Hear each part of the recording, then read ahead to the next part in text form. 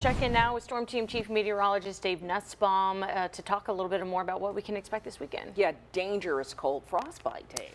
Yeah, and they have to be set for a long time for the frostbite, but hypothermia definitely something you need to watch out for if you're going to be outside, especially for those going hunting. I know a number of you may be doing some deer hunting tonight, tomorrow morning. Just make sure you're bundled up as you head out in those tree stands. So for tonight, we got that Arctic blast. It's arriving as we speak here. The winds are starting to pick up, but we'll eventually get to around 30 to 40 miles per hour, making that wind chill around 5 below to 0 degrees out there. We're looking at pipe bursting cold with more than 24 hours below freezing for us. And yes, snow is definitely in the forecast as well. Winds gusting near 30, 40 miles per hour throughout the day. Tomorrow, this is at 6 a.m., 33. By lunchtime, up to 38. So we're going to have some really windy conditions out there. Wind advisory in effect. While this helps to actually make it even colder, we have to watch out for possibility of some trees going down and maybe some power lines snapping too because of those branches. So hopefully you don't lose power tomorrow with those gusty winds across the area.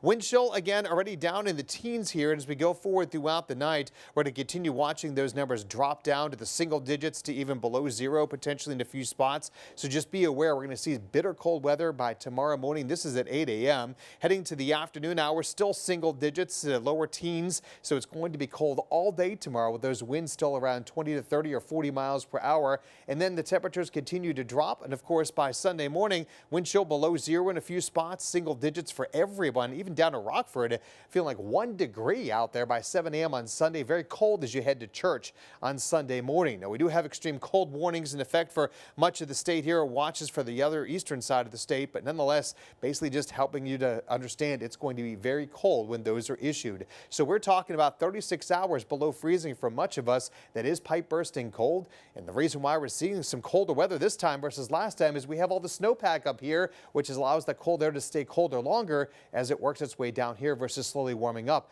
like it typically does. The other factor of this is going to be the potential for snow. Maybe some accumulating snow along the Alabama-Georgia border, maybe 1 to 2 inches northeast Alabama. There over parts there, Cherokee County, Cleburne County, Calhoun, Etowah. Higher elevations could pick up maybe an inch there as well. Rest of us could see a dusting. That's why I highlighted it here. So don't be surprised. Some of you seeing rooftops and maybe your grass have a nice little dusting on it. Not expecting any travel issues for most of us. There is a winter weather advisory there for the eastern part of the area from Gadsden, Anniston, Lineville to the east as you go into Atlanta.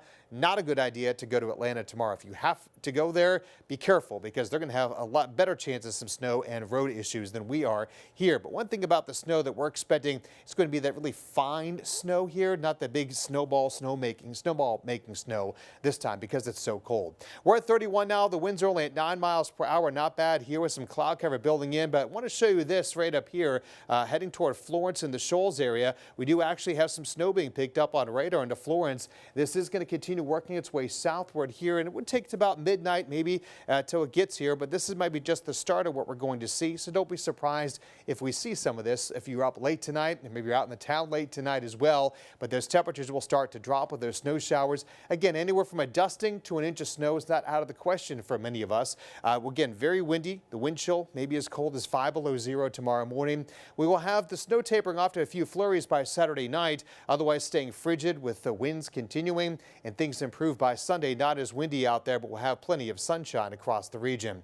So futurecast does show again some of those snow showers moving in, especially here in the east by 6 a.m. Other areas we're seeing a little bit there as temperatures are in the teens. We only get to the mid-20s tomorrow afternoon with not much in the way of sunshine, a few flurries during the day. And as we head into Saturday night and Sunday, back down to the teens for us here with those dangerous wind chills before the sunshine returns by Sunday afternoon. And we're back in the 30s. 40s return on Monday, 57 Tuesday, and a chance of rain is back in the forecast. And let's look at your 10-day outlook